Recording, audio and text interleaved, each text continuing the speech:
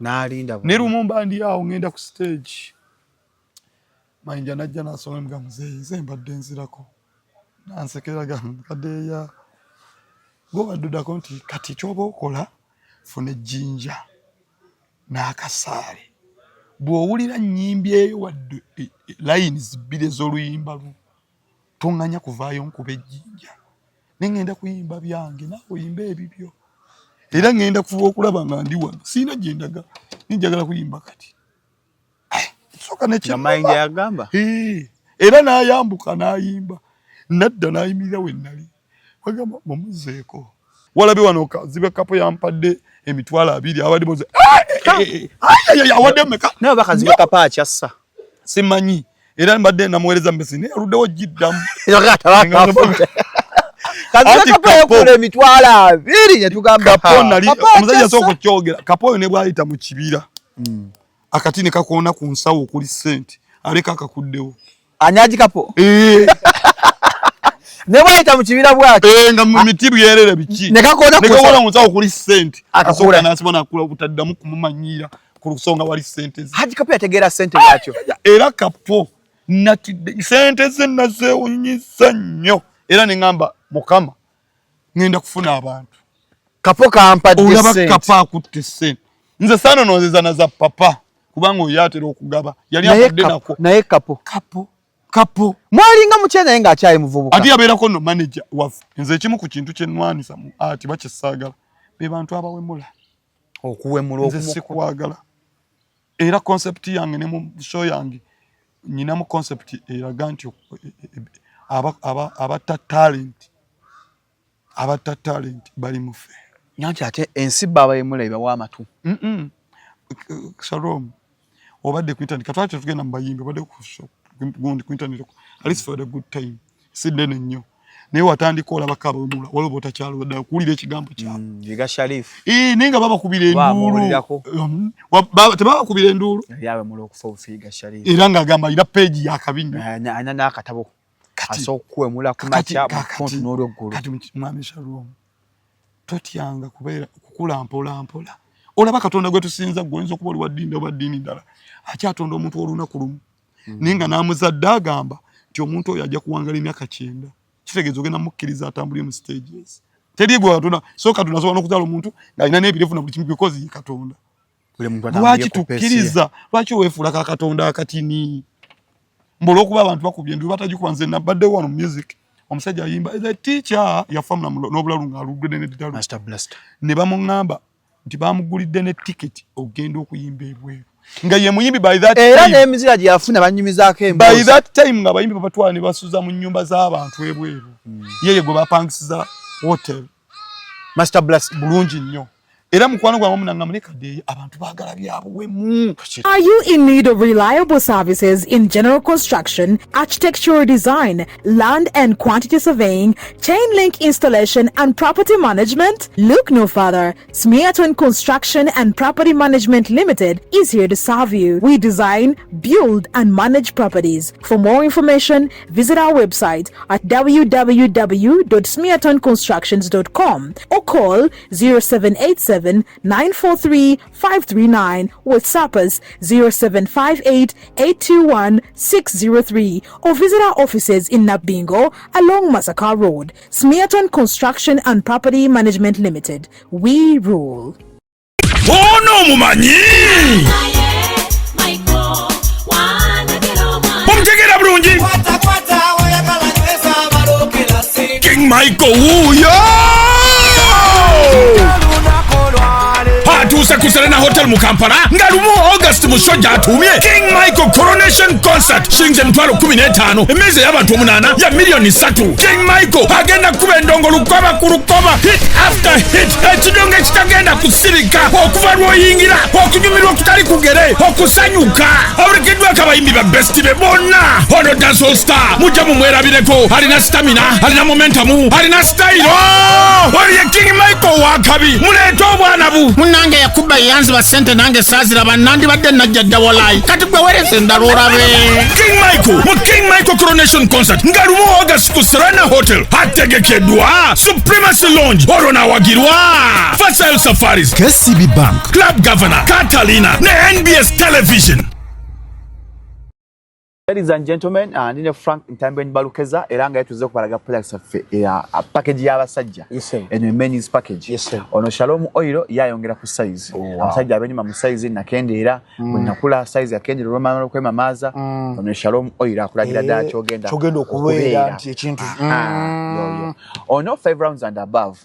Nga wembanga maze era mpira unje esooka siddamu soko none ku bere soko nkwateko soko kazanyise ono yakola. Oyunga buyunzo. Nokolo motoro kola ya kiproitichi ocho katone Shalom Power strictly nga na week elections tochafuna morning elections wana mo buzibu zo kato kagize bwe kati mone bizibu ne Shalom Power ali ku 0705 27 1973 sangi wa kisasa ku da Village Mall je tukole amafakala nkawe detata Frank Ntambe ono amita Shalom Oil kifanyi kyakusiga kifanyi kyekyo kifanyi ngakisofu kifanyi kisofu sabasajja abali yabenyoma mu size nakwesa ku masturbation yamanyi gakendeera size yakendera muko simanyi nali munene ne kati bintu byakendera Shalom Oil nayongera ku size abasajja ndaba wano kuliko buwanvu kuliko nti it increases on length and size ayongera ku buwanvu ne ku bugazi wano bwata ayongera ku omuswane kubanga guli solid nga guli gumit.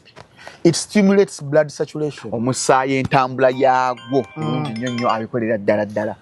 Extends sex time. Era ayongera ko ne kakadde bw'omukweza Shalom Oil ono n'akadde akongerako ko bw'otwala mu nsonga z'omu kisenge. Increases growth. Ayongera ku akuza.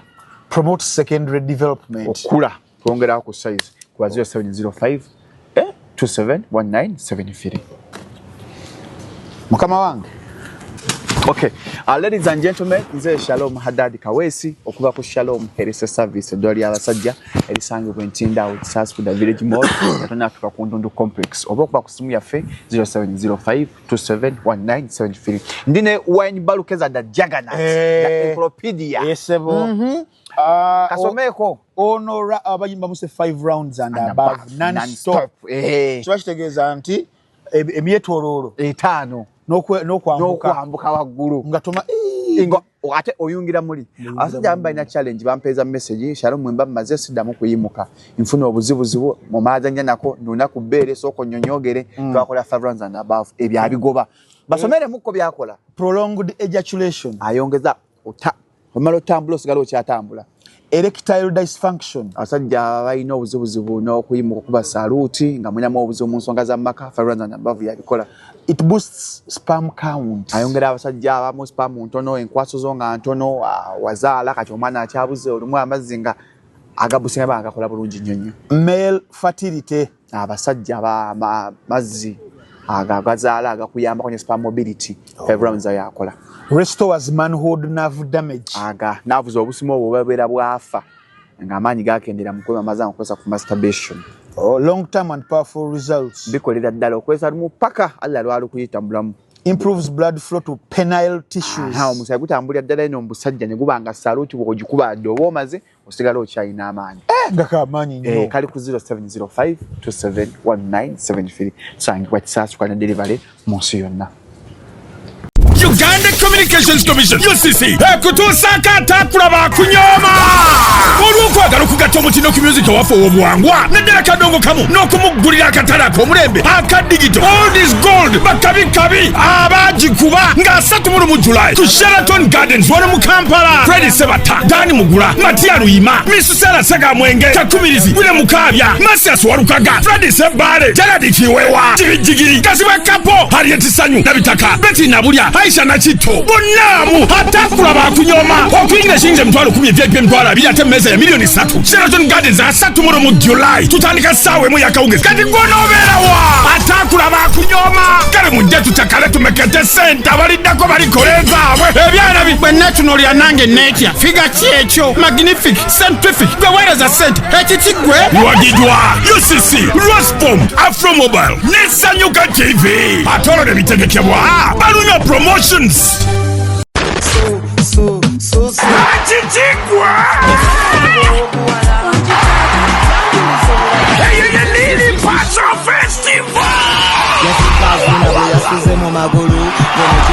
kinyumirwa omukiri abanyamusale n'abanyamukago mukowa mawuuno anguse n'omwana w'omuka natinamu kimanja ekitalya mmere kibeera kimanja muyunivase inembalala nga 5 Septemba 2026 okuyingira kugenda kuba mutwalo vyepa emitwalo 2 golula emitwalo 5 ate pulanamu yakakane eminyeto gy'abanyakole gyona abayimbi b'omuka ayibambe mujaba w'ekitiribita lini pasa lundabe okuba w'eshongororo kati ngambe tenikulanga kulala yunivase inembalala nga 5 Septemba 2026 yelini paso festival.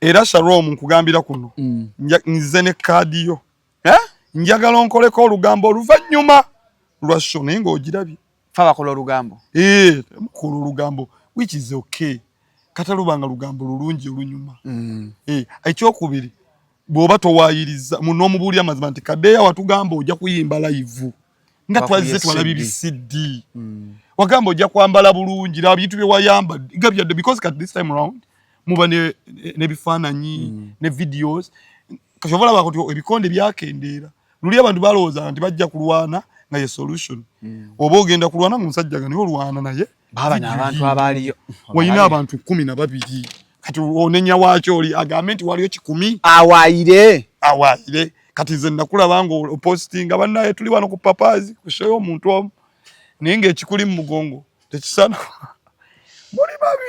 muli babi ndaba Kadeya ayogera nye sibira byayogera nze kituufu tasobola biwulira naye nga kyenneekakasa ndaba Kadeya bannaye njagala Shalom ojje odde owa obujulizi nange ngenda okudda ku kyalo mukama w'oli bompadde chance nga nzija neebaza abantu nambagamba nti bana ekyo kye twakola ng'ekivu kyaffe kiwedde nga bukivulu kiwedde nsaba ompeeyo omukisa mu ango yonna mwe kinaggwera but manyi kijja kubeera successful bulungi nnyo mpola so ku Lwokutaano tugamba ku papazi okuyingira sente mmeka okuyingira emitwalo 2 emitwalo 5 VIP tebo yakakadde bantu 6 tukuwerako ekyokunywa ekitandikirwako ekitono n'olusaniya oluva ku papazi oli ajja kubuuza tuba antu bagamba mpulidde Kadeya mukasa Kadeya akambu wayimba osinganya afirigo wasooka afirigo okuyimba kisoboka oba obutasoboka naye nze ayo yogerera emmandu yange tebagyogerera mukama yankola bulungi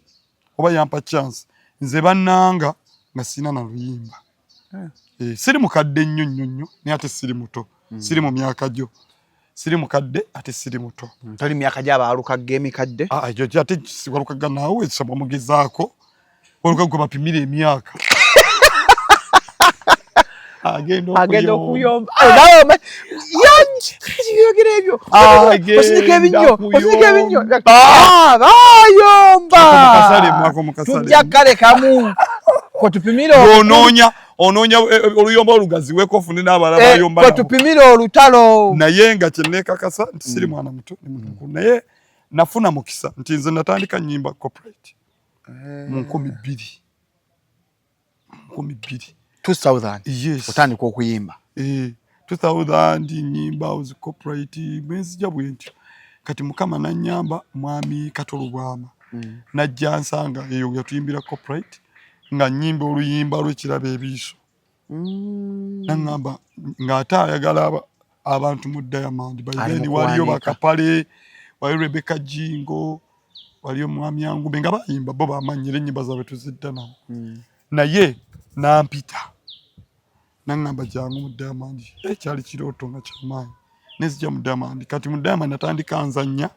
nga nkuba n'ebivuga ekubanga eri nali mbikuba nga ate nnyimba naye kati naba bwenkeerewa ogenda ku stage nga nzannya kati bakato ne bafune just mukujeregerera Kadeya kano nga bw'oyogera bw'oti just a blob ne kimusanyusa nnyo yasiba ku radio kulanga nafunye omuyimbi omupyaye mukasa Kadeya nali naivu sina nnyo kyemmanyiko kumbe kigenda okubeera talk of the day bwetyo bwentandika ne bannanga nga sina waayo na luyimba lwonna naye nezija nambikuuma that is why I'm ate ekyokubiri lwaki abantu bonna basobola okugamba nti olwokuba nali mu Diamond abantu nno bangi abayise mu Diamond kati kankuwa example nti ya Natoolo yajjako oba Rain oba bazzeeko mu Diamond ne bansangawo halibo ne bagenda nze siri mulungi nnyo mu kuzunga osigala mbeera nnyo wantu unless nga kiganye buki era n'okuva ewaka tugenda mu Eagles namala kumusaba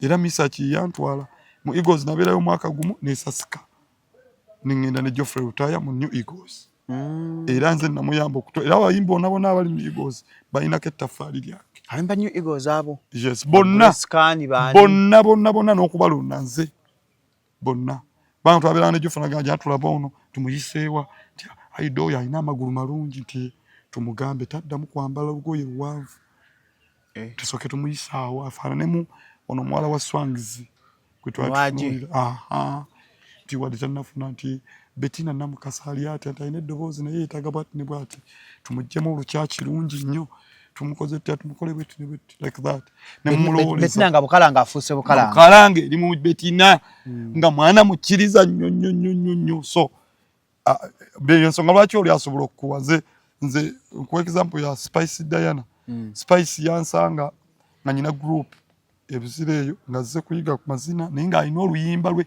baluyita Onsaanuula naye nga lumulemeredde nga lufulumiza mu audio video eganye audio nga mugikoze omusajja oyo bagenda nabweru kati najja naŋŋamba nga tukola ne naŋŋamba mbadde nsaba papa nina obuzibu video yange eganye ne mugamba eganye nti nenjogera ne munnange nali naye nagamba nti olwokuba memba waffe tumuwe ssente neffe kituba tumugamba ateeka erinnya Equator era bwogenda ku video eyo kuliko ekigambo Equator Production is a registered company yaffe ng'ekola ki twali tukola drama ne dance ne music bwetutyo ne tulimuwa olwamu oluyimba ne lukola era okuva ate bwe yaddukira n'agenda n'abavaamu era naye akimanyi nti kukuba kati leero bw'ayogera tikaddeyo yannyambako olwo mba nkaddiye nnyo kubanga oli aja akwata Spice n'akwata emyaka gye gyonna n'agituuza kaddeya ekyokubiri omuntu asobola okuba nga tulina myaka gyegyo mu Kampala tebamubikanga nako wadde okumulanga naye nga bwe yali mu kyalo ng'oluusi ansinga nako yawulira erinnya kaddeya lwazze mu Kampala agamba nakuwulira dda naye teyakuwulirira mu lubuto yali mukulu yakuwulira bulungi nga ye yawulira ddala neze se I'm proud of being that. Era omuntu wangamba olina emyaka 7 mugamba anyina 85 oba 9 abeereko agamba akaka n'omutima abe contented yes.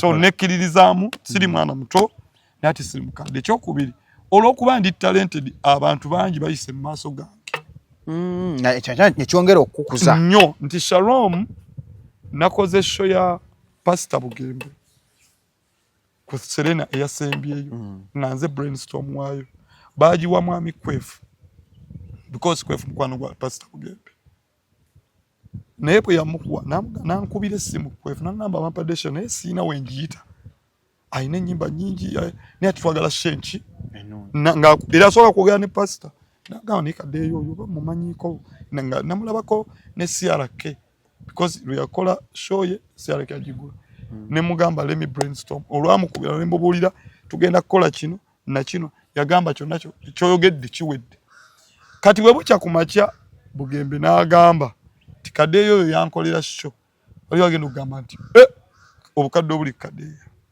naye mba nakola abalala kye batasobodde kukola ate nze sibadde na opportunity kati olwaliro ompadde opportunity in fact mwami Misa kyakugambye n'okugamba naye waliyo abantu nga mu career music tebakwagaliza bwagaliza n'okwogerako obwogezi nti you did something good awuliranga yayagala ye kalatenze oluusi oyinza obutafuna bukisa gwogera kugambye Spice bw'aba tayogeze n'akugamba ajja kwogera abalala naye gwe ekirungi kyenyinza okugamba ekitono ti gwe genda kwola oluyimba lwitonsanga okebereko kuliko ekigambo Equator Productions gwomubuuze yo yakwata vibaba video yes so nzize nkola ebintu mu bantu ng'oluusi omuntu takumanyi oba omuntu tasobola kwogerako kati amala kubaako watusoba n'akuba kwakusanga n'alyoka akwogerako but I've worked with many people Chris Evans concert zakoze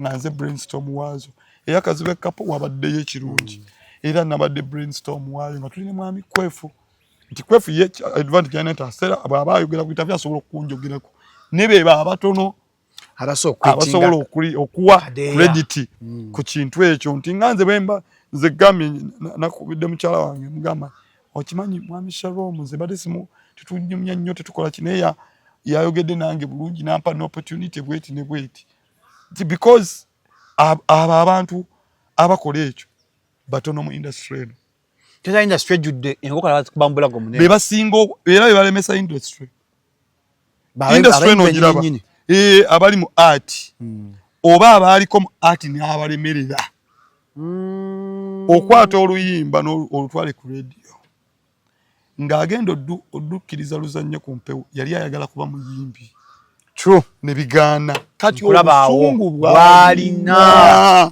nga gwolukubi ogikubi yagenda kuyitawo naye nga ye ateye byamulema Shalom nti radio ntono kubayimbi pakyakola ku nti CBS asobola okuba nga asunsula music ku CBS aliogo n'ayitibwako abayimbi 100 mwaka ku 100 mwaka nekuyitako ennyimba z'abayimbi babiri naye nga bano 150 bonna yabajjako ne bayabajjako 100 bonna sente yazibakola ki yazibajjako naye olw'okuba ababiri bayiseewo ne batamujjukira agenda gamba bayimbi babi naye tasobola kugamba nti nalya ez'abala 148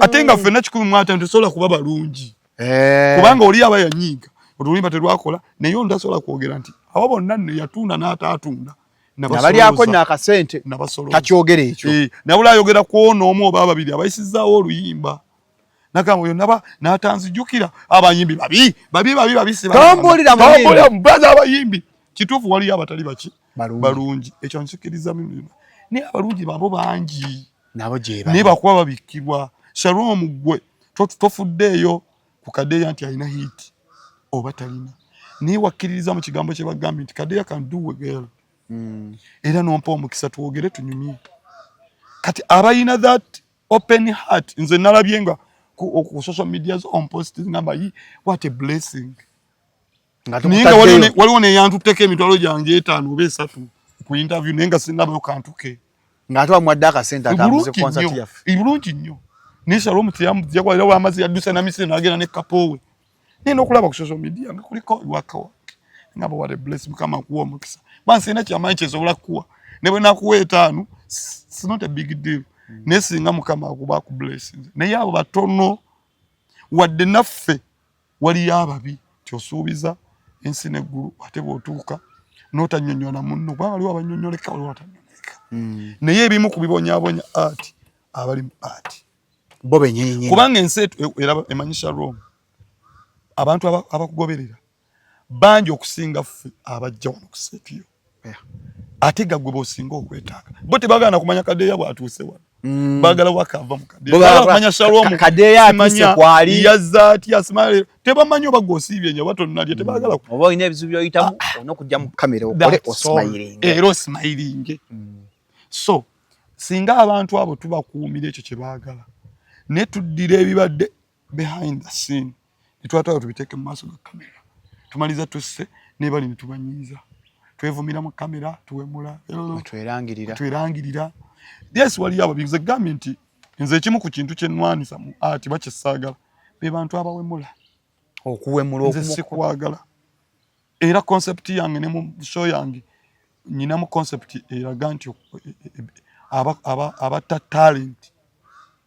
abata talent bali mufe nyanti ate ensi baba yemula ibawa amatu Shalom obadde ku internet katwate tugenda mu bayimbi obadde ku gundi ku internet at least for the good time sidene nnyo naye watandika olabako abawemula waliwo botakyalo ddala kuwulira ekigambo kyabo Viga Sharif nenga babakubira enduulu tebabakubira enduulu yawemula okufa Viga Sharif era ng'agamba alina peegi yakabinyo ana n'akatabo asobola kuwemula ku makya mu n'olweggulu kati mwami Shalom totyanga kukula mpola olaba Katonda gwe tusinza gwoyinza okuba oli wa ddiini oba ddiini ddala akyatonda omuntu olunaku lumu naye nga n'amuzadde agamba nti omuntu oyo ajja kuwangala emyaka 9 kitegeeza ogenda mukkiriza atambulire mu stages teri gwe Katonda so Katonda asobola n'okuzaala omuntu ng'alina n'ebirevu na buli kimu because ye Katonda lwaki tukkiriza lwaki weefuula ka Katonda akatini mbola okuba abantu bakubye enduulu batagikuba nze nabaddewo wano mu music omusajja ayimba the teacher yafamula n'obulalu ng'alugudde n'eddalu ne bamuŋŋamba nti bamugulidde ne ticket ogenda okuyimba ebweru nga ye muyimbi by that era time n'emizira gye yafuna banyumizaako by emboozi that time nga abayimbi babatwala ne basuza mu nnyumba z'abantu ebweru yeye gwe bapangisiza hotel Master Blast bulungi nnyo era mukwano gwa munanga mulekadde abantu baagala byabuwemu tukiraba wemula ne mugamba ku mubiri omulamba obuwemu buva wano mu kiwato paka wano totukana mu mavivi buva wano eno paka wano uyi tosukkawo naye ng'omuntu mulamba sobola okuyimba eriiso lyokka sobola okuyimba omumwa sobola okuyimba awo kamwenzi nentwala emyaka nga ndi ku ekyo naye obuwemu buva wano kiwedde ne mugamba sijja kikola olwaleero wenjiri nyinza okuba sifuna kinene nnyo naye bakyasobola okumpita n'ekitiibwa nenkifuna naye yakugambye andabidde akabanga yensonga lwaki olasobola okuŋŋamba banne nange kutwanja olina mumuweeko nze nalabako omwami Misa akisemakulu oyo nga ndi wange wendi n'akwata Haruna mubiru n'amuleeta mu kisaawe ejjinja n'amukwata ku mukono nga baaguze Misaki n'ayimina ku sitayi n'agamba bannaye nsaba mwagale Haruna nga bwe munjagadde mbasaba kyekyo kyeyankoledde ku sayidiyo naye tebasobola kuimblessinga muntu akola bumu so nze sikkiriza mu buwemu sikkiriza kobeere nga boogera bwogezi because twatandise tunyumya sasoobira nti tulina nnyo wetulinako wetwawemudde ninga bye twogedde abantu babitegedde it's not about toyina kyalo mutolina katoke kawasoma ne bakugamba nti lino baliyita kino bakiyita kino naye with time lwokiyiga katwefuula nnyo bakatonda bensi eno bukatonda obutini tukkirize ensi nga Mukama bwe yagitonda bw'eba etambula wabula tuukiriza ebyo by'olina otuukiriza bw'obugamba abantu nti nja kubatirayo show olunaku budde bwe buti lwana kituukire nga bw'otalina ssente eno gyengenda oteekayo yegenda okukuba oba tejja kukuba you cannot tell that is art that is art naye gwoba oyokoze ogwoba oteekayo pray your role ebiralo bimulekere singa obukulu yes abantu bakoze wano nalabako mukyala simusano ninga bagamba Katatumba Angela Katatumba ataddemu ssente niwe osobola okumenya hit ze ninga alina byonna Angela Katatumba alina nnyimba ki nkatola baana naye bwoli mu kubuuza tukuzaayi naye nga tuwulira bagamba nange namuuza baduza batya naye nga bagamba ateekamu ssente tulina ne batisita bala bangi nnyo n'abaliwo kati nga bagamba wow oyo bwate vidiyo makulabi ng'obiteeka mu nsi ngense gamba be olimba ffe kye twagala ate ensi nga yaganye banaye ensi eno nzibu nga yaganye maama kuziririra maama ne gamba osaaga ne bw'okola otya ne bw'okuba sama bizira abantu bakoze ebintu wano ne baagala batambuze n'obwerere bwabwe ne butakola hiti nga abaasooka naye nga bonna balaga bwerere kyokka nga yeeyambudde era dde naye ne zigaana era okukuba era waliyo eyakikubiramu naawe obwerere bwo ne bubanga bukusaze naye nga nabo babulaze so okkiriza n'otambula n'ensi so nkoowola abantu bajje peesiyo kyekisinga obukulu nze basically kyenkulembeza nekyoga nze complete artist akantu ako kanyiga nno bangi mu art complete artist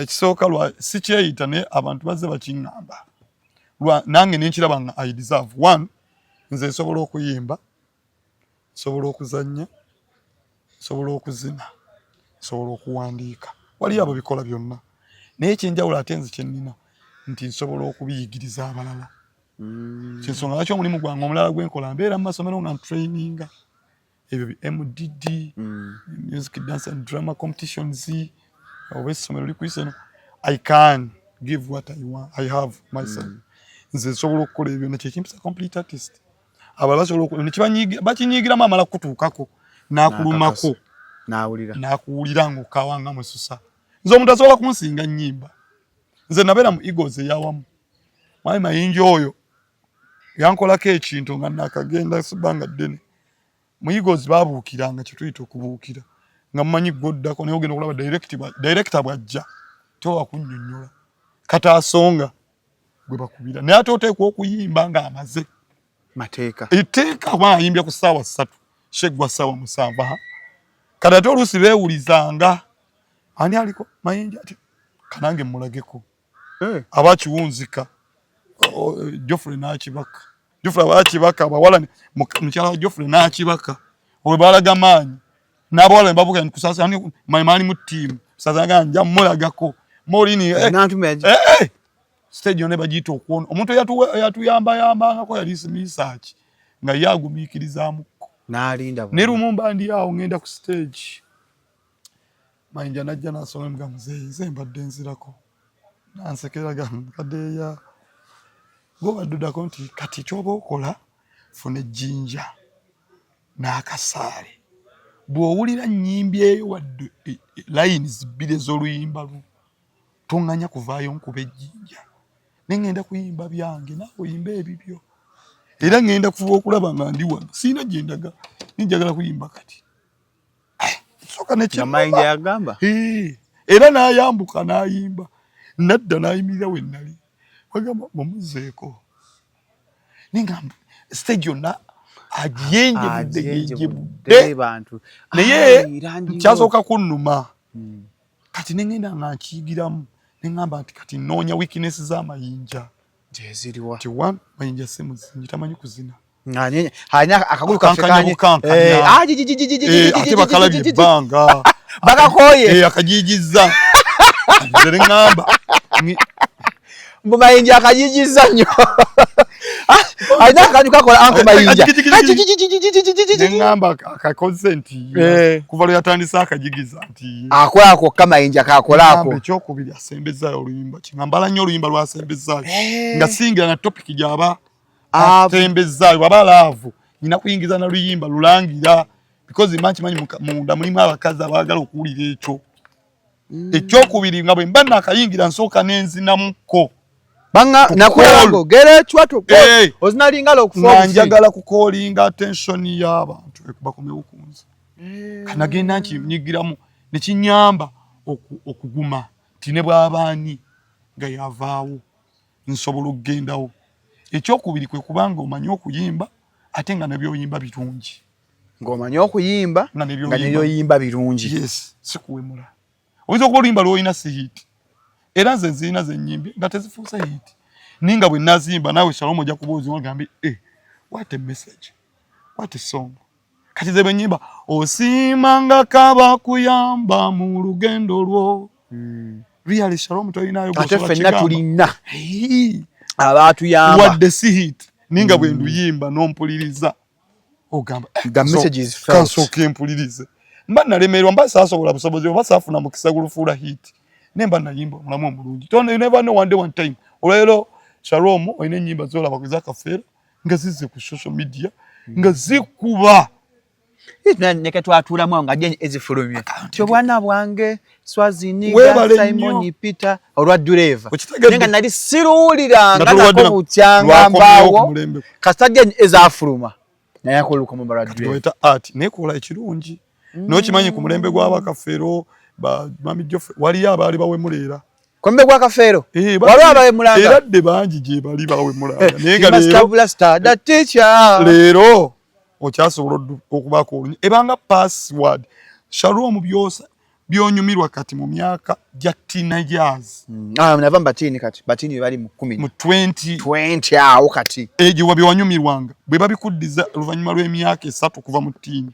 oyagala bidduka wabula naye ate Africa oginyumirwa ne wanayita emyaka 10 kubanga good music esinga asigala good music problem gye tuyina twagala tu weefuula Katonda omuto kye nakugambye nina okubala bwe nti wakigundi Brown mukomera gaba mansa seni naye kanzimansa si yegwe papa si yegwe kkiriza Mukama akutambuze nga bwe yateekateeka wabula kola ekituufu gwe nyine olina omuntu anogogambye nze simukyaza ku kyano yange si lwa lugezigezi ye bw'akiwulira wuyanga olugezigezi naye olina kyoyagala nekyotayagala kamboya kati bwetyo obulamu bwolina obuzimba walabe wano zibe kapo yampadde emitwalo 2 abadde boze awadde meka naye bakazibe kapo akyassa simanyi era mbadde namuweereza mbesi naye aluddewo giddamu kazibe kapo yekula emitwalo 2 netugamba kapo nali omusajja sooka okyogera kapo oyo ne bwayita mu kibira akati ne kakoona ku nsawo okuli ssente aleka akakuddewo anyaji kapo ne bwayita mu kibira bwaki nga mu miti byerere biki ne kakona musawo kuli sente akasoka nasibona akula butaddamu kumumanyira ku lusonga wali sente Haji Kapo yategeera sente yakyo era Kapo nati sente ze nazewunyisa nnyo era ne ngamba mukama ngenda kufuna abantu Kapo kampadde sente olaba Kapo akutte sente nze sano nozeza na za papa kubanga oyatera okugaba yali akadde nako naye Kapo mwalinga mukyene naye ng'akyayi muvubuka ati yabeerako no manager waffe mu Diamond yo Kapo naye Kapo ne sente ze yategeera sente ye lwakuba kyalina wa mazima bwakugamba nti ngenda kukola kino abagenda kukikola era yeekubiriza gwe tomukubiriza nako y'omu ku bayimbi bo jjo abaze ne ku press conference ojja ku press conference yabaze bankolirako emirundi myona ninga just wamugambye nagamba it's okay ekibabu ekyo onya akayimba akantu kasinga otegeera baluyita mpambana mpambana nti wamaze nkola sebaka pambana nakowa okulya entula ate n'obwavu bwantama mpambana sebaka kyalomyokera tewebaka wakowa okulya entula ate n'obwavu bwakutama pambana teyebaka oluyimba nalukola dda nalukola ne covid tannabaawo naye bwe nalukola nelukola bulungi ddala emutuufu omuntu eyasooka n'oddunsaba aluddemu yali Kabakko ne Kabakko bw'alunsaba yayita manager we yali Dirisa by then ne mugamba situunda luyimba ne akkirize tuluyimbe bameka babiri nangamba nedda ye ayagala ojja kusigala oluyimba ne lumuwe ne mugamba buukiremu ne mugamba nze saagala kutunda by then because I sina sene njagala kyensobola okukola after covid bantu batudde nnyo ne mulemesa bwasa mulemesa nina mugamba kyempulirira wimbi kushali oyagala nga gwe nanze kadeya nga wamanyi Kabakko nga wamanyi ne nanze kyagala ekigana kati ne Rain nga yali alukola akola mu shows nga bagamba tuyingira ku luyimba nga ayawulira nga ngamba dda kati twava mu covid tuvubuka covid ngamba naye baki tuddamu oluyimba luno nemugamba kyenyinza okugamba sina sente sigenda ku promotinga wabula nja kuwaayo kyensobola 10 oba mmeka kyonna kye naba nsobodde wabula gwe ogenda duteekamu kubanga nze nakola dde ekyange nagamba it's okay hakuna shida nangamba oyagala nkuweeyo sente bagamba saagala dde 10 nze kyo kyenjagala just promote the song because bonaafuna wabula kye namusaba wadde kyamulemerera naye kye namusaba nti bwe lukola obulungi oba njagala nange bw'oba olina gye bakuyise ompite gy'obadde ogenda ofuna akakadde nze ne bwe nfunayo 10 kale wadde kyagaana kikyo kyagaana naye yakola kyeyakola promotinga mukama n'atuyamba ne lukola bulungi batwala tuvana mu covid ne lukola bulungi gyekyokka ne lukole ntambuza era because lwaliko wawo n'abalowoozayo zaamu baagala kubuukira biki naye nga ne lukolera bulungi then nolimba ngo lwali olwokubiri era lwanitegeeza nti social media y'amaanyi baluyita X wange jango labe wenjoga owange X jango lulimba olwo nalukola nze nga sina ku TikTok olw'emyaka ekyo si kikulu nnyo kubanga waliwo n'abasinga naye nga bakwebali naye nali siriiko by then nga sinnabiyiga ngera bw'osobola okubanga Shalom oli wano nalo byotamanyi naye sitegera Snapchat yo nakajiga kati nga sibitegeera yes so nga nange benyiza okugamba tomanyi bya mumbwa ojja kungamba bya myaka ninge mumbwa weziri kati so naye nagenda ku interview ya Saimo Sozimo Prince Sozimo nkola interview nga bonkyaza n'ennyimba X nga nalukola ne video nagikola naye nga terutambudde ku kisenge yes abantu ne bapikinga that clip abagala okumya ba X ne bakatuulamu akantu ngene uli Christopher Nsoyi yasooka kugamba wange oluyimba lwonga lukola bwasesa sente mmeka kasiina nakimmanyi we namanyira nti so Jovaba art ali unpredictable you can't tell what's coming do what is good era because oluyimba lunaluyiya with the truth mwala yali yankole akawala kammanyi ka X polira kakomaniina kammanyira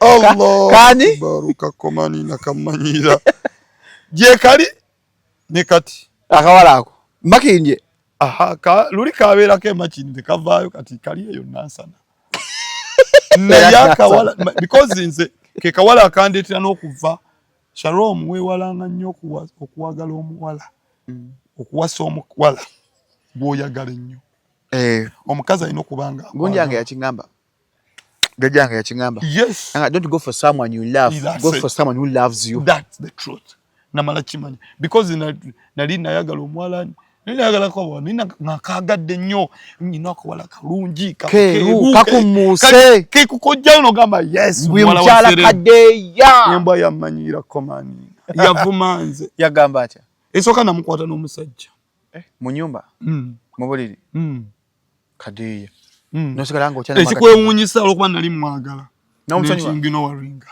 kumba ina n'olubuto ekyo ndayiranga nti Allah teri muntu yeddira nti aswa kuleka mukazi nga mukwadde mwezi namusonyiwa anti gwe sinze katoli mukuku odide ebibyo biteeka ku nze mbizi kadeya n'osanga omukazi nga ali mu nyumba n'omusajja omulala n'ekikono walinga lwakya true love. That is being stupid. Not stupid. But mwawule love ne being stupid. Shalom oli mukabya kajanja. Bino byali mukwogera otogera kukola ebisinga byendo. Kade yankusiba. Wallahi nakula ku interview yo nga wepanka tonna yagala. Nze swa kusonyiwa mukazi. Ekibi kyogenda okukola kiri kimu. Ogenda kukola ebyekivuka mu myaka gy'ekikulu. Kiringa omuntu okubuka stage bw'ogibuka be papa be bawala bosanga bawese ddole nga bakazi bakulu. Aba yabuka stage yo kubusa buddole. Nosonyiwa omukazi gwosanze mu buliri n'omusajja. You call that love? Ekisa true love kwe kukola omuntu byalooza nti bya kisiru. You're sick. Kati namala kukikola ningamba nti kati bwe natuuka ninga kyali kya kisiru. Banga mwala tukala nyimya ne maso banga ekimu kyasinga okunyiza embweyo yangamba ndayita mu future. Senika nnyo ebinnyo by'abafuuse ka ibola bakiseka nnyo wanika n'ebigere rugudde ku munyolo Muganda kanseke muzukuru wa katongole waabwe seka nnyo ibola baki omwana agamba ata mu future nga namuwadde ne sete zange n'atandika n'edduuka nga talabanga muntu mukulu mukadde nga kadeya nga va ku byokuba nga ye mu bwongo yangamba ekintu ekyo mu byonna bye yangamba in fact ebigambo byonna nawandika mu X bijja kuyiye yagamba waita mu future yangamba nayita mu future nayenga yalimba yalimba nnyo kubanga yatuuka n'oku netonda ati yatamanyi kyendi kiringa Shalom omuntu bw'anakusanga nga oli ku piki takumanyi nnyo live alone kati nti oba omanyi naye wasobola okuba batakumanyi nsanga abantu bikakwena nga takumanya kumanya ayona abatamanyi kamiliyoni n'abatamanyi naye olwokuba kusanze ku piki n'ogeza kwogera nakuignore naye agavubuka mumanyira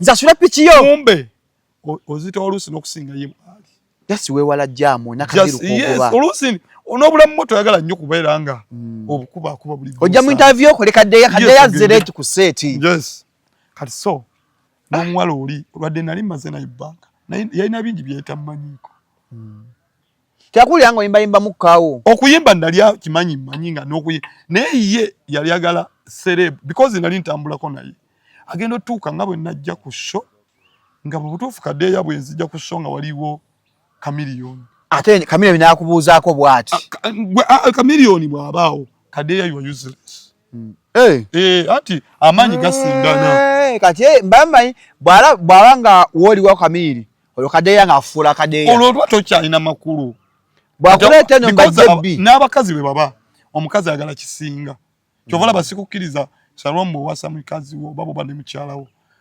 tomujanjawaza nnyo muzunza buli wamu if possible tomulagaalagana buli muntu abeere waka alabe Nikodediya bw'otambudde naye mutwale mu bifo nga temuli baakasuku ekyo kati gusibu kalinga wakunya kuba kiŋŋamba osigale nga gwe w'amaanyi tomutwala mu basitala beegomba abeere nga amanyi nti ositaali ogu baawange ye sita ng'omwana wo bw'aba amanyi nti mu byonna daddy everything lwe bakubye eŋŋumya amalusu gakuyiika gati wamanya nti taata wange talina nagasira era wepampalika balinga bakazi baffe mukazi wange wa traffic yamukutte mufo kyokugana wa traffic nakubira nze essimu kubanga amanyi nti gw'okimala Kayogera nono nze bankutte. Yes, kumbe nawe olina gw'olina okukubira. Kati yoyo mukazi. Kati ne mukyala wange oyo wa girlfriend wange nalowoozanga. By then when nali star. Mu maaso ge era bw'ajja mu Eagles I'm good. Naye nga bw'ajja Geoffrey Rutaya bw'ali nyalabanga. Because yali takyogera naye yamala kukola bye yakola. Emmanya nti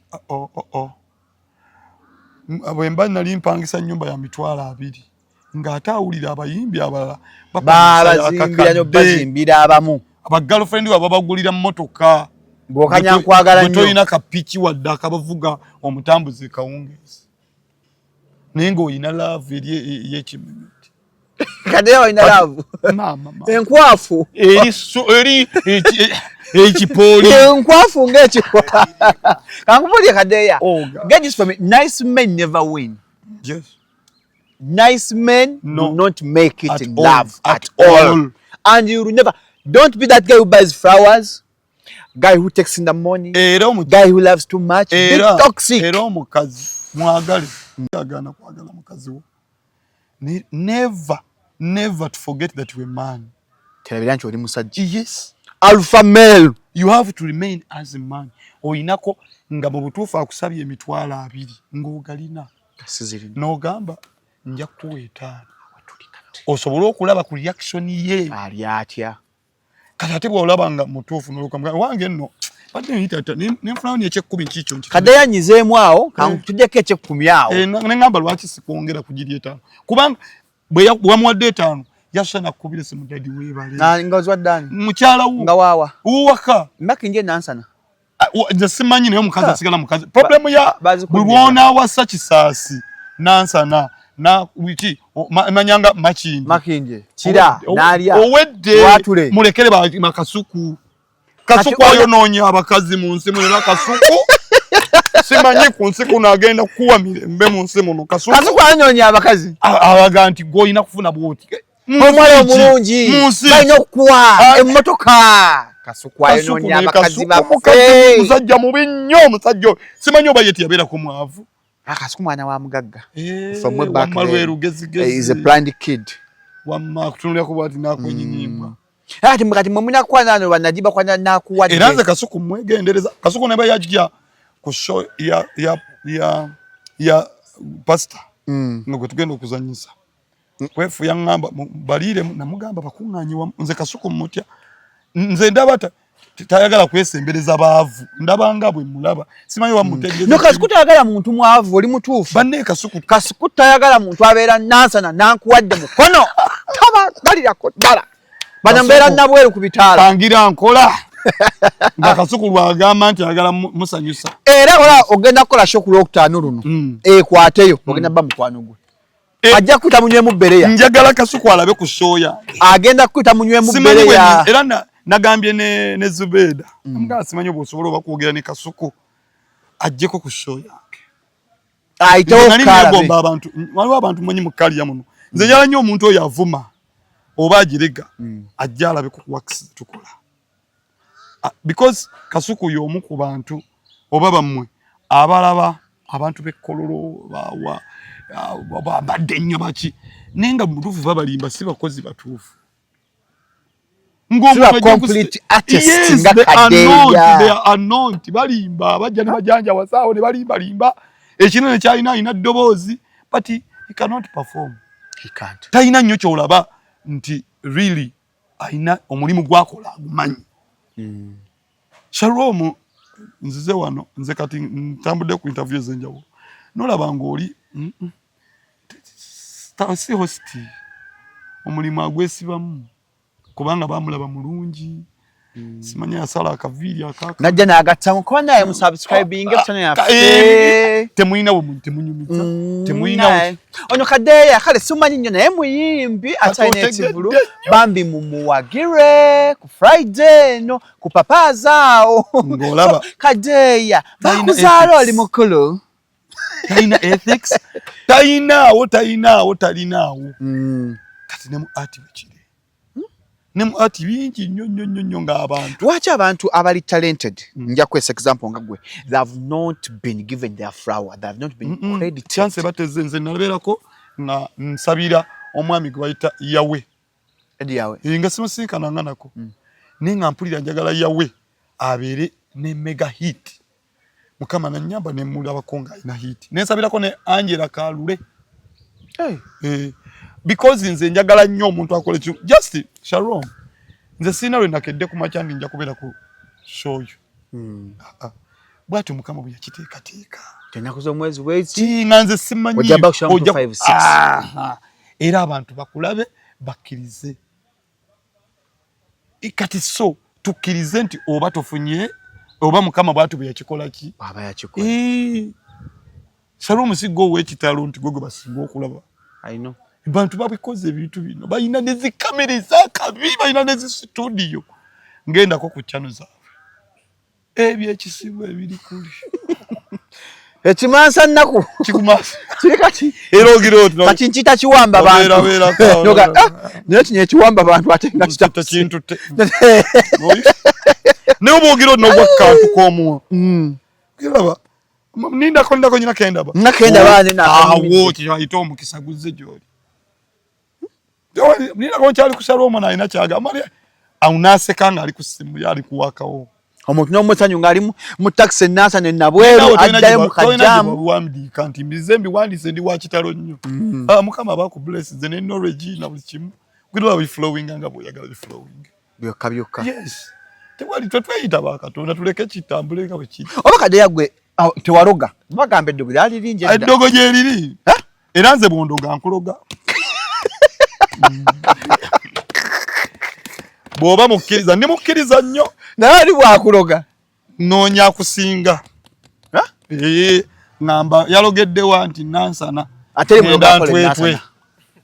Noonya wentwetwe. Abdullah na musowe gwa atembeeta. Awuli ayagala kufunira ko bufuni sente. Abasawo abatufu tebeerangirira. Nze bwonkunamira njagala nkukunamire bulungi. Kunuzeemu omuzinga. Leka deya nawe. Anti Shalom atakwagala. Ne bw'omuko sitani talokoka. Ne bw'okola otya. Ne bw'okola atali kwagala atali kwagala Shalom. Atali kwagala. Era Mukama bw'akuwa omukisa n'otegeera nti gundi tanjagala. Muviireko ddala. Ne bw'anaseka that's plastic smile. Takwagala. Katakolamu ekintu ekiraga nti takwagala. N'ogeza n'omugamba munne nakukola kintu nze mpulira sikwagala. Kkiriza nti osiwo akuleke. Kuli obulamu bw'obutuufu osanyuka w'osanyukidde. Bonyiiza bajja kunyiiga ne bw'otaasanyuke bajja kunyiiga. Bonyiiza. Ne bw'ozinga bw'oti mikono lyabira okalabe kasiza emikono. Nga tutoliriiko. Olina ku bibyo. Hola. Kuzona yigi asobola gizinga bwati. Kati so nze atanjagala nange sikwagala. Atakwagala tomwagala. Njagala kati ng'abantu bempita ku Friday ne ku Saturday. Nze okugambye abayimbi nnyina bangi Shalom. Ngamba yiriddewo omubiri. Ngamba koledde buli kino n'omukolera n'omugamba mbadde nsaba ompeeyo opportunity. Kale ompeeyo tukole oluyimba nga buli kimu kimukoledde. Abayimbi. Yes. Abo benjogerako bonna era pastor olwokuba namukola ekyo nfa omulaba ne ku kipande kyange. Pastor Bugembe. Kapo omulaba ku kipande kyange. Abantu abo n'abalala besitaddeko be bangi benkoledde nti nete kigaana kukya ku makyano jja mu show nga gundi tazze. Ninga bwe nkugamba nti lwaki namuteekako si kuba nti namwesibako bwe nabula namukoledde nako nange ekirungi. Naye abantu ababi abamubi. Nete kikugaana kukola kirungi gwe kikole. Naye bw'omanya nti ono mubi. Kite muleke. Relax. Yes. Muleke. Kubanga sitaani talokoka. Fenne tukuze tumuwulira sitaani Katonda ye w'amaanyi lwaki tamuggyaawo. Aliyo nansa na nabweru ku kyennabweru. Sitaani gy'abeera. Kati so Mami Shalom, we do these things. Nze si kwakanya Mukama nti wano wendi. Saamanya nti naatuukawo nsooka kwebaza ekyo kye nnina. Bwe mba ndiba ne mega hit nze nalabako omwami Kabuye Ssemboga. Yaŋŋambako yakola oluyimba lw'ebisaanyi. Ne lusooka lugaana. naye laba bafuna omuvubuka n'ateeka mu rap ne bagatta rap ne Kabuye Ssembuga ne baddamu oluyimba lwa ebisanyu wa Brunoke naawe naawe kikyate oyogedde kyaki nze ŋŋamba olwatunda Kitembe n'omutima lyabula Luyota abi beba yoyo alasai abi nani abeni nebala abi agena mwanga binasai stani mangita ndani frida tigba minuta pali bibunyabunye dembera masanyula ba umutima gonime yangamba yali yalukola nilukola ki nga lwakuba ku kisenge nga pandemic manyi yembi nira baluddamu mu version ki n'okukolwa bulungi nalupiikinga era Kabuye bamugulira ku moto ne mulaba nga Kabuye agamba akutuma gendo ninyiremu yali motoka buno kosa remote super obwasoka obagure nkalinga na keru nenga mu form ya primo nagamba baina babwita bachikumi Muchikumi something ndoza byemotoka sibimanyi nnyo nagamba sokole nyeko emyuke agala ogiri nnyo ku break amatala ga Kenya agero igali asanyu bambi kansa nyukeko nagavayo ogiri nnyo kanange myusemu naye nga kyekimu bambi kati omusanga atazze gwe n'onyiga naye akugamba nti okumyusa ku motoka eyo kyali kirooto kyali it's a big achievement ninga musajja mukuru ng'atayimba buki bulungi nnyo Tiwata banzembe nani yes bwe lwimba lwa Kabuye olukona ko yes lukusinga emyaka ninga lulungi so just kukkiriza nti time ejja bweba wakuba oba bali bakwatamu nga balaba oli complete ati baga omukakatu mukomye bagamba akali bakendo abakwatamu mbebaza abakuloga obebaza kubanga ati nsobola okuyiga nayiga mu moment mwe bandogera kati mmanye ekituufu ate Shalom nkubuulira ekirungi kituuka ne kivaayo at the end of that day ekibi kisobola okubeerawo obuseegu bubadde ku social media Shalom natandika okubeera ku social media nga temukola program bweziti pagala bajanjawaza batisatisaaba mulabo today you sit down and say you listen because tomorrow you're going to omwana agenda tuuka nga history akweyibirira kabaga ne taata gwe wagamba ekigambo kino nze nagamba Spice ne mugamba Spice ngambye yagala nnyo okuba sita naye ojja kudduka oluyimba nti nettanzi kyonna kye baŋŋamba kyonna ndi nze kasoba mpitawo namusanga of recent ne mugamba ogenda tuuka ozaala omwana omukube nagamba ate mukubira kye mugamba kubamu akafaananyi omwana wa myaka 16 muwala ava mu kisenge oli muddira agambe maama njala genda kunkona ku Eriyo kikyomugamba nkuba ku Eriyo mama mba nfulumamu wano ngenda kunkona ku Eriyo nigo wakiyimba kona ku Eriyo naye agambye nti agenda mukona ku Eriyo oli maama omwana wakugamba omuganda mwana yange Eriyo gitumbula mpola wanje tebagikonye nnyo eno gyozala babalala bagikona tata kati you do some things anaza bagwojizala wange eno omwana agikuba omukiri anti kati mami Shalom wiwala nnyo kutuuka nga ate gwe oyagala deleting ebyo wayimba nkuwadde example nga Shalom oli musajja mukulu nga gwe olina omwana wo bamulenzi oba muwala nga bye wayogera byayogera mu myaka gye nga gwe giwalimu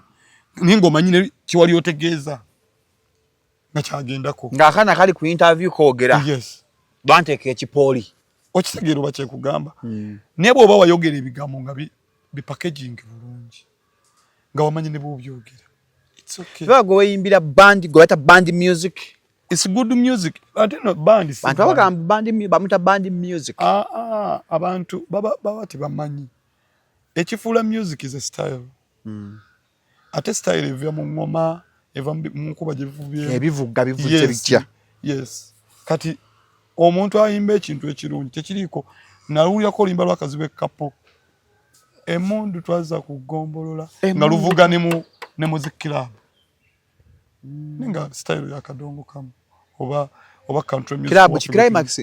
Nedda sebo ne mu governor lwavugayo. Mu 40 plus. Sebo gendo obuze ne oboyaga kaso sikyaliwo mubuze. Sinza kujja kunywa bereya yange ndi ku kasolite yange nyongo. Omusajja alukuba nalunyigamu n'ekinyanya beti. Nga lwe luliko ku kasolite yange. Luliko sebo. Waluwuliriza ddeno akagere n'onyenya. Nogamba kyekyo nga lwe luliko. Tafumbirwa ofunanga myaka gino. Nga lwe luvuga. Tekiriko style good music. Go nyina ali mu kaso. Oba oliawo ng'olimba lwa figure okuyitamu sikulimba. Hafuna omwezi nga yagabanye. Okyogamba lw'emyaka gyo.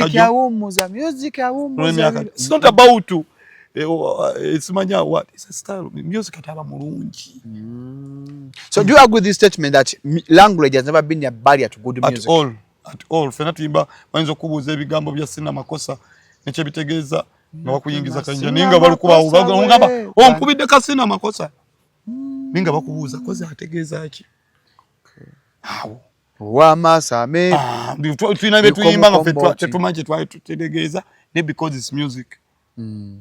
It's music. So tumekwekwa we bwa tuyimba Luganda tuba endonga feganye tambula kyogamba Kenzo gwe bagamba agenze nyebweru olimba lwasinga ogende bweru lwa luzungu Luganda sikyalose kitegedde twabene lili puzzle bakubya kayimba ke mu Commonwealth Games apati ya nasanga whatever nenze sijikiriza tokiriza nchi temulukiriza nzo omuntu yennanga awemula ne bwakola ki sagala nkulimbe yankubide nako lili puzzle naye ngajja ku press conference ayina n'omwana gwayagala biki namukola nze nakola ne production yaabwe yakola launch ku beach eri Kero beach abe yansi enkudi ninga sibikiriza mera abe yanisi bakubisa ngamba gyangu gosobola okukola kyonna nga ne lipaza mmanyi ananno lili puzzle festival embalala tewali bila yankubide na ngamba tugende goma nyicho oyagala kyenyinza okukola mubembala kigamba yankubide ne simu njagikola gavuna tufunye ebikyale nangamba tebalina kibagenda kungambira kinene nnyo kyekyo atyajja kujja inaki nze Shalom toyina kyontiisa ku mukazi n'omukazi bwajjera nze nina mwala nebemba nakukwanye nkwagala nojjokolawo ekiraga nti onteeka ku bunkenke kugamba parking ebintu byo ngoyina olunkudulu ati njagala kinsanyusa omukazi yenna is a helper in your life aina kubanga akusanyusa sisi kusa ku bunkenke ate ke nayita mweri ango ya x yagamba waita mu future na kazi kayogera bubyako kamanyira kakomanina tukawereza radio kakomanina sikaina ko buzibu kati lwaki okataka komanina kamanyira nnyo nani kaagala gutoize kikiriza lero nkugambye Shalom era niweze emyaka ebikabu kyanga kakomanina kamanyira akantu ako era ko tekasobola kuyimirira mu kkubo ne kaddamu ne koogera kigambo na kimu banka agenda okurealizing ngo kayita tiyayita mu future kaina mwetondera nga ne yakazaalamu omwana yakasuulawo ninzenga wendi nkakomanyi nako ninga akategedde tokamanyi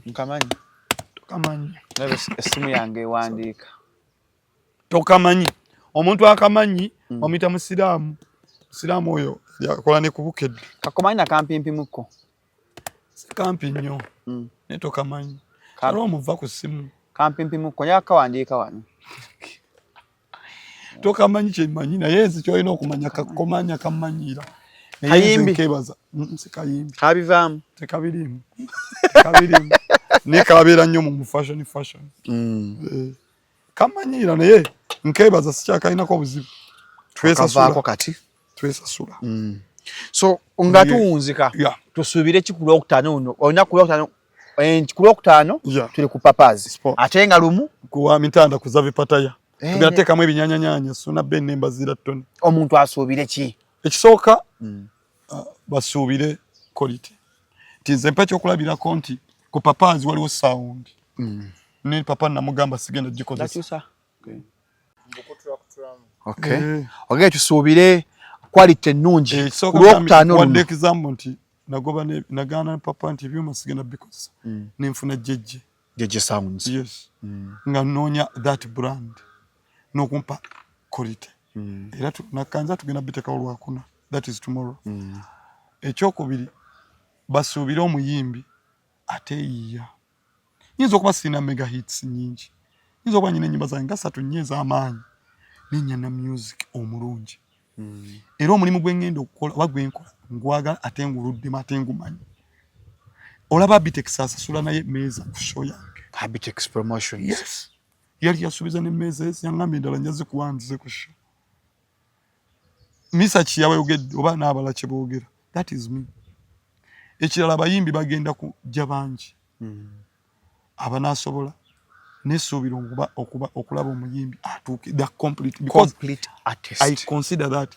nfuba okulaba ng'ebivuga because okuba mbimanyi mbiwulira nnyo ba dancers bemba ngenda okukozesa okuba ndi dancer mbatunuulira nnyo kyebagenda okungattako ba actors bagenda okwakitinga mbatunuulira nnyo kubanga mbimanyi ate mbiruddemu so basuubire value for their money. Value for money. Yes. Basuubire show eri well organized gye bayinza okulaba bye baali balabyeko oba ne batalabangako naye basuubire nti ngenda kubawa ekintu ekino esooka fuba kulaba nga music mulungi tebasuubira ku show yange kusangako omuntu awemula Abawemula twakola ki si balungi tutte endongo tutte omulimu fe abawemula nnyo Shalom kankubuulire seeyemu yeyange nganze sirina nnyo namaanyi naye abali mu kulyako kweyo so gitegeka basukka mu 10 kati gokwata bukwaza bagenda okukola ku sound mirimu bonna bafunye emirimu okay mu kifo ba dancers abe sector because ina ba dancers ba mirundi ebiri abagendo zina modern we ne culture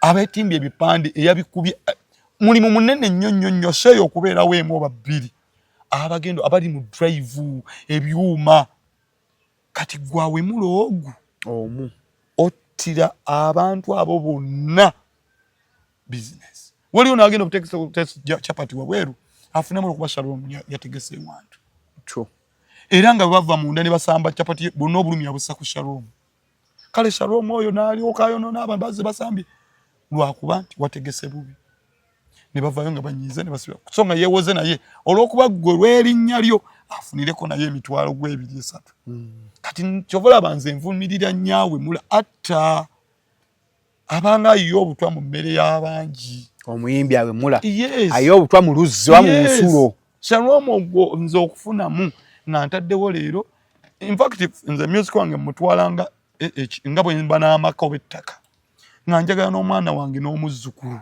naye abenefiting ne bw'aba basimuyimbi ng'asobola okugenda n'ayimira mu ofisi agamba yenze muwala wa Mukasakadeya yes nga baga eyayimba kebera kawo yaliwa kebera kawo jamufuna katunga olwayo tulina n'amasimu nga bajja kuteeka yayimba no kale katu nga bajja muwuliriza ne bagenda tuteekamu nga gwe yayimba nankani jijeyo bagamba tusonyiwe tugenda kuddira ekyo kyennewala ate nga njaga ne munnanga akiyingireko okubanga mmanyi obuvubuka butini nnyo bumpi nnyo buli mu myaka mitono nnyo infact bwagogenda wangala emyaka 9 obuvubuka buli ku myaka 10 paka ku myaka 2 nga mweji obuvubuka bukomye naye nga okuva kwa 25 okutuuka ku 9 gy'emingi okusinga gino kubanga buli bwa buto gino giri wano wakati mitono nnyo naye kisobola okutta emingi egiri mu maaso let us try to build a good nation wadde musobola okubaamu obuzibuzibu musobola okubaamu angles naye tokkiriza petty things to take you yes Shalom sikulaba nkongo yambadde empale ng'egwa ng'ekuwerekera kyogamba tobalaba fwe twakulira eno tetosiba balance ne tobalaba tebasogamba baliwo n'atuddeawo naye ye kyawuliramu naye ajja kutuuka ekiseera nga bw'alaba waliwo omulala ali mu rehab ye etambulira eno mugala lwatutambula ng'oli mu box empale etambulira eno ekuwerekere ginyigire kufuna ya remote obeere mu boxa yejje ng'ekuwerekere baba bamanyi nabo nti si kituufu naye ayagala kakasa omuntu nti muvubuka nnyo okusinga avubuka abalala kati gwe Shalom okwambala empale netuka mu nekunywera mbaga myaka mbo tukuze myaka gigenze tukaddiye aje twambala abaana abo muwe bwe kaseera naye bw'oba osobola mugambe ekituufu bw'anaatuuka mu maaso ajja kumanya nti ne banne musajja oli oba omukazi oli yaŋŋambako agaane bugaanyi Yensonga lwaki I can talk this unaga musajja mukadde nenga ali mukugamba naye inaga goli mwana ali mujja walukaga ayisa na olusi walukaga tasingika asingika sebo ali abamusinga nga tebali mu music ngalumu lwe lw'omukaaga tugenda kuza bipata lwaki twakoze ekyo batadde ye wala lwaki one sooner nemba zero kubamba kolera mu shows zaabwe ze bakolera za buli mwaka nze mbeera behind the scene kati bangamba tetulina we tukusasulira onateeka ku papazi tugenda funa budde bukola byaffe bango budde bwo papazi buki buli limited tukoleyo naffe tukuwe oyongereze ku kyonajjayo kigatte ku kabyayo nimbagamba it's okay nitugamba tugende ewa mitanda mu kibira kubanga yo tusobola okuba endongo ne bucha abana bagenda nyenye emiti baagala kuba endongo paka budde kucha kandi tusalawo tugende ate lwaki nagenda mitambika mitanda naye mumanyi kyali wange nga tajja kunkwata bubi so nitusalawo tugendeyo kati sona be nemba zira ton bena kulembeza side yeyo kati abantu balagirire ewantu awo ebujuuko botuke ebujuuko mu town weyongerako mu maaso katono era bonnyo mwamanyi kuza vipataya kiri ku kkubo kifo kirabika bulungi munda walungi nnyo nnyo nnyo ng'ebifeera bibeera mulimu ne beach mulimu abaana bawugira mulimu obusisira mulimu ebintu ekifo kinene kirungi nnyo era n'ekiri mu Wakiso kiso lwaki tugenzeeyo tusobola okukeesa mu Kampala tetukeesa naye mu Wakiso tukeesa ensonga lwaki twagenzeeyo nayo naye tujja kuyimba live ejja kubeerayo then tumalize nga tugweredde mu binyanyanyanya tukube endongo yaffe paka budde kucha nabo bongeremu ka science naye nga main concert ya Friday era tujja kuba live ku emikutu egy'enjawulo tugenda kukola byonna ebisoboka nsaba busabi mujje nange mumpagire kuyingira 200 Shalom muwadde ngenda muwa kadi ye mujja musangayo abakyala manyi mwagala mu mulabe live mujje mu mulabe no manyi nti olugezigeza alulina oba talulina ngaye banjagala ddi ffe tulaba mu comment mwana go okubye ekivumba si kyabategeeza akaunti z'abasenga abange balina ziswedde akaunti babitekayo bayisawo mwana waabwe nedda ssebo ogenda abamanya gakyuse temuli munnansi kombi nayegera buswingi tanswisi awo bagezigezi ba mu kibuga naye baneye mujje tunyumirwe basuubiza obawa music muntu yatandika bukyali kubanga tetwagala muyingire ate basoma bakuba music nedda music agenda vuga ko pasa 12 kitundu 12 kitundu nyina ba comedians twewala nnyo omuntu oyazenga bukyali okutuula obutuuzawo aido yebowe avule mu netiroze ekyali ga muloji obanye ndebwa oba kali nakoze ensobi singa naze bukyali tutta abawagizi bafa aba balina okujja mu songa bukyali songa bwe twageza ko kikola ku wa mwami kapo tubako kituteekawo twateekawo film nenze ngenda kubeera ne ba comedians bagenda tutwala paka kusanga ku nisaawe emu kati kusaawe emu ndongesi ndongesi madongo okusinga live egenda kuba nyingi tusuubira okuba munoza n'abayimbi nga babiri Tom D